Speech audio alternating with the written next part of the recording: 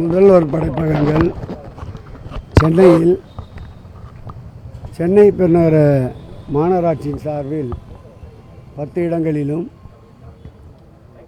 சென்னை பெருநகர வளர்ச்சி குழுமத்தின் சார்பில் 22 இடங்களிலும் இந்த படைப்பகங்கள் அமைப்பதென்று திட்டமிடப்பட்டு மாண்புமிகு முதல்வர் அவர்களுடைய திருக்கரங்களால் இதுவரையில் 3 படைப்பகங்கள் திறக்கப்பட்டிருக்கின்றன. வருகின்ற 25ஆம் தேதிக்குள் 10 படைப்பகங்கள் மாண்புமிகு முதல்வர் அவர்கள் பொற்கரங்களால் திறக்கப்பட உள்ளது.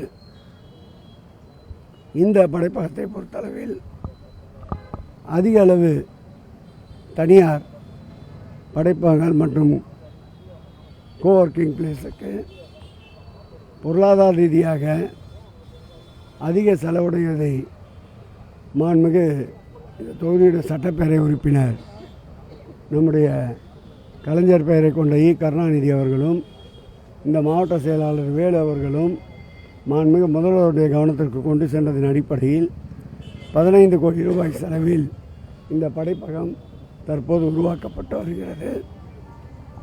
வருகின்ற 25ஆம் தேதிக்குள் இது மக்கள் பயன்பாட்டிற்கு, மாணவ செல்வங்கள் பயன்பாட்டிற்கு அர்ப்பணிக்கப்படும். இடைக்கால பட்ஜெட் தாக்கல் பண்ண போகிறாங்க. அறநிலைத்துறை தரவா ஏதாவது புதிய அறிவிப்புகள் எதிர்பார்க்கலாமா? எதிர்கட்சியினர் அரண்டு போகின்ற அளவிற்கு அறிவிப்புகள் நிறைய இடம்பெறும். அன்புமணி ராமதாஸ் அவர்கள் நேற்று பேசும்போது திமுக கூட்டணி வலுவான கூட்டணி கிடையாது, அதிமுக கூட்டணி தேசிய ஜனநாயக கூட்டணி தமிழ்நாட்டில் 200 தொகுதிகளுக்கு மேலே வெற்றி பெறுற ஒரு நம்பிக்கை சொல்லியிருக்காரு. திமுக கூட்டணியில் ஆளே இல்லைங்கிற விமர்சனத்தையும் வச்சிருக்காரு. உடைந்த கட்சியின் ஒரு பாகமாக இருக்கின்ற அன்புமணி பேசுவதற்கெல்லாம் பதில் சொன்னால் சரியாக இருக்காது. முதல்வர் பொய் சொல்வதையே இருக்காரு. 7% என்பது நாங்கள் இது பண்ணதுங்கிற மாதிரி எடப்பாடி பழனிசாமி பேசியிருக்காரு. எடப்பாடி பழனிசாமி ஹரிச்சந்திரனுக்கு அடுத்த வீட்டில் குடியிருந்தவர். அவர் வாயிலிருந்து உண்மை தவிர எதுவுமே வராது. பொய்யிலே பிறந்து பொய்யிலே வளர்ந்த புலவர் பெருமான் தான் எடப்பாடி பழனிசாமி. அவருடைய கட்சியிலிருந்து இப்போது வெளியேறி இருக்கின்ற நம்முடைய கூப்பா கிருஷ்ணன், செங்கோட்டையன் போன்றவரிடம் கேட்டால் அவருடைய வண்டவாளம் தண்டவாளத்திற்கு வரும். கருத்து கேட்க சென்றவர்களை நீங்கள் ஆட்களை வைத்து அடிச்சிட்டீங்கன்னா ஆதவர்ஜுனாவும் நிர்மல்குமார் அவர் சொல்கிறத நீ அப்படியே பேசக்கூடாது. என்ன நடந்த பப்ளிக்கும் தாவக்காக தான் சண்டை. எந்த ஊடகமாவது நீங்கள் பொதுமக்கள் பாதிக்கப்பட்டு தாக்குதலுக்கு உள்ளாக்கப்பட்டு ராஜீவ்காந்தி மருத்துவமனையில் சிகிச்சை பெற்று வருகிறார்கள், அதை குறித்து யாராவது பேச்சு எடுத்து போட்டீர்களா? வெறும் அவர்கள் சொன்னதையே பதிவு செய்கிறீர்கள். உண்மை நிலையை களத்திற்கு சென்று விசாரியுங்கள். அதேபோன்று பாதிக்கப்பட்டு ராஜீவ்காந்தி மருத்துவமனையில் அனுமதிக்கப்பட்டிருப்பவர்கள் யார் என்பதை விசாரியுங்கள். முழுக்க முழுக்க பொதுமக்கள். இது பொதுமக்களுக்கும் அந்த இயக்கத்தை சார்ந்த அந்த கட்சியை சார்ந்தவர்களுக்கும் இடையே ஏற்பட்ட மோதல்.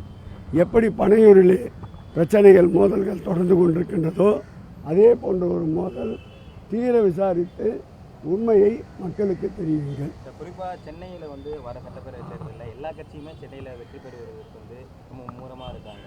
சென்னையில் திமுகவின் இருவர்ண கொடிதான் பட்டொலி வீசி பறக்கும். கிழக்கு சூரியன் உதிக்கின்ற இடம். ஆகவே சூரியனை சின்னமாக கொண்டிருக்கின்ற இந்த இயக்கம்தான் சுடரொளி வீசி பறக்கும். செயின்ட் ஜார்ஜ் கோட்டை என்னாலும் எங்கள் முதல்வர் வசம். அதில் எந்த சக்தியாலும் தடுக்க முடியாது. 22 தொகுதிகளிலும் மாண்புமிகு முதலமைச்சர் அவர்களுடைய வெற்றி கொடிதான் பறக்கும். அப்பாவே ஒழுங்காக வச்சுக்க தெரியல, அவர் ஒரு கட்சி வேறு வச்சுட்டு இருக்காரு. அதுக்கு வேறு கேள்வி கேட்டுனா அதுக்கு வேறு பதில் சொல்லின்னு இருக்கணும். கதறாருங்க அவர். பாவமாக இருந்துங்க அவரை பார்த்தா. மக்கள் மீது தாக்குறாங்கிறத எடுத்துக்கிறாங்க. இல்லை, நீங்கள் போய் உண்மையை விசாரிங்கன்ற.